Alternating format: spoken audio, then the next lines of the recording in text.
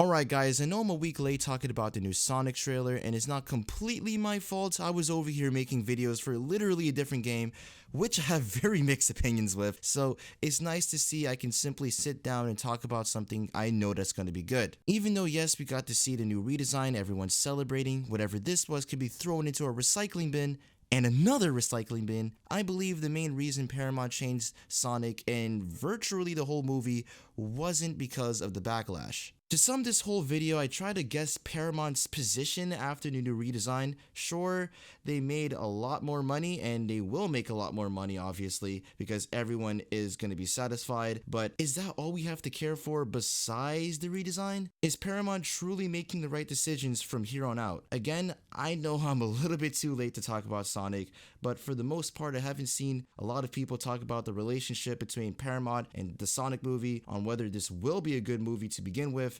or looking in, a different perspective. I make a lot of comparisons, but think about a game, Watch Dogs 1 for example, as the graphics impressed everyone, but when it came out it was downgraded and empty at release, and some of the things happen to movies too, where you expect a blockbuster movie from a notable studio like Pixar, but they fail to deliver. And a good example of that is the cinematic flop of The Good Dinosaur. For now, Paramount showed that they care about the fans, but there are more predicaments that we have to consider in order to get the full context on what's going on behind the scenes. Since the Sonic movie is based on a game and is a movie, I compare it to other games and movies to see if Paramount is in the right track in successfully creating a video game movie. This is a video game movie, and it's important to know that because one, that's about rare, and two, no matter what the fan base thinks, the critics will not care. I mean, it is their opinion, but their opinion matters more than what the users think,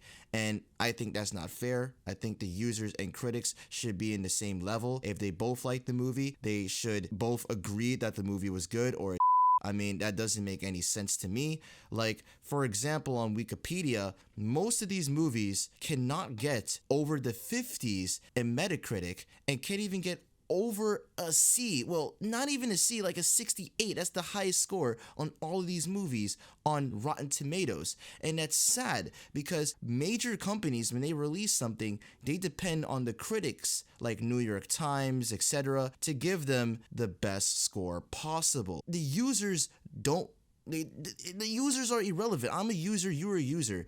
We are irrelevant in the conversation. It's only the critics that matter in this situation, and that's where the big bucks come from. Like, for example, when Anthem came out, I'm just making an example, I'm not trying to hate on it, but for example, Anthem came out, BioWare couldn't get their bonus because it didn't score high enough on the Metacritic score or scale or whatever you call it, so it really does matter for these critics. Paramount's current goal is to capture Sonic's image and personality to enjoy, to see in its real life counterpart. The previous trailer failed to capture that part clearly. Uh-oh.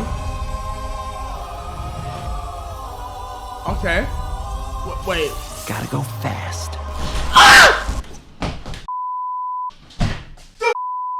What is that?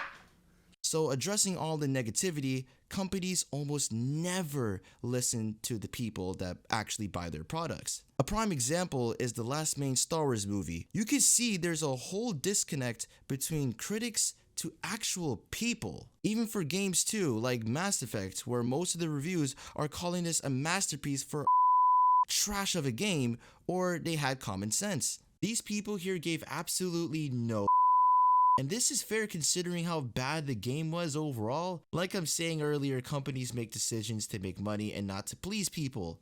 It seems off, but all of this just works. It's not, I'm not. So Paramount really changed Sonic's design and the movie because the stocks were in fact falling at this time.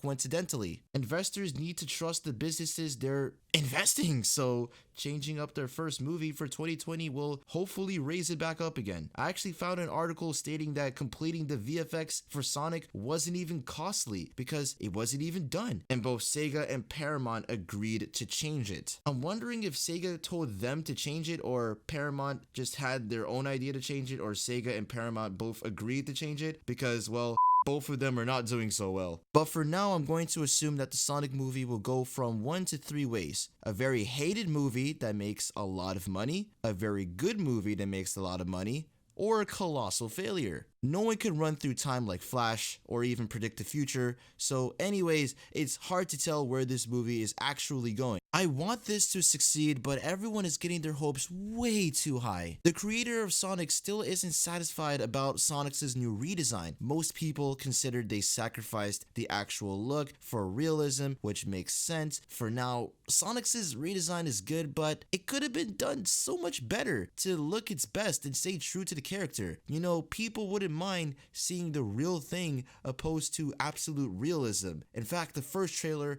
had too much realism. It all centers the question if Paramount is making the right decisions for Sonic's movie. Currently, Paramount could do whatever they want with the Sonic license, and hopefully they can surprise us, put other Sonic characters in the movie. That would be awesome if they did. I hope this isn't some cliche storyline in the movie like, oh, the bad guy is in this sort of big corporation, you know, that type of plot being overused. Eggman pulls up in the first trailer with a $50 million RV looking like the Terabyte from GTA Online.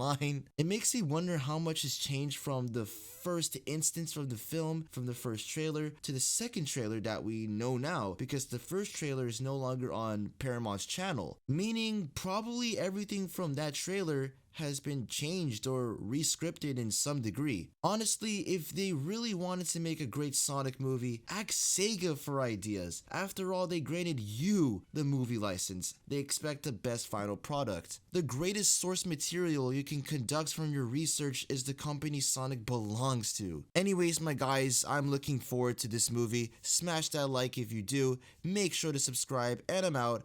Peace. Yeah, you in my phone when I'm sleepy. You know it ain't even easy. Tryna get my guap easy. What if I just lost it all, now I'm crazy. I'ma take cover in bed now. Finding some comfort.